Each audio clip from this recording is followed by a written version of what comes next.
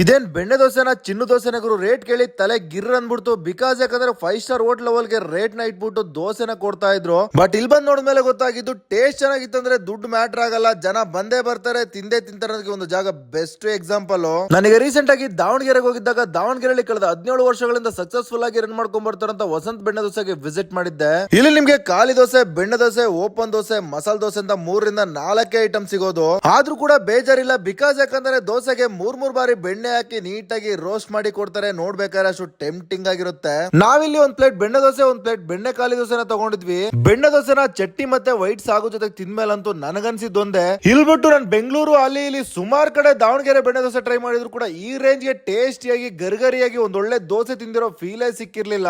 ಹಾಗಂತ ಇಲ್ಲಿ ಸಿಗೋ ದೋಸೆನೆ ಬೆಸ್ಟ್ ಅಂತ ನಾನು ಯಾವ್ದೇ ಕಾರಣಕ್ಕೂ ಜಸ್ಟಿಫೈ ಮಾಡ್ಕೊಳ್ಳಲ್ಲ. ಬಿಕಾಸ್ ಯಾಕಂದ್ರೆ ದಾವಣಗೆರೆಯಲ್ಲಿ ಬೇಜಾನ್ ಬೆಣ್ಣೆ ದೋಸೆ ಸ್ಪಾಟ್ ಇದೆ. ಇದಕ್ಕಿಂತ ಬೆಸ್ಟ್ ಆಗಿರೋ ಬೆಣ್ಣೆ ದೋಸೆ ನೀವೇನಾದ್ರೂ ಟ್ರೈ ಮಾಡಿದ್ರೆ ನನ್ನ ಕಮೆಂಟ್ ತಿಳಿಸಿ. ಈ ತರ ಕಾಣಿಸ್ಕೊಂಡು ಫುಡ್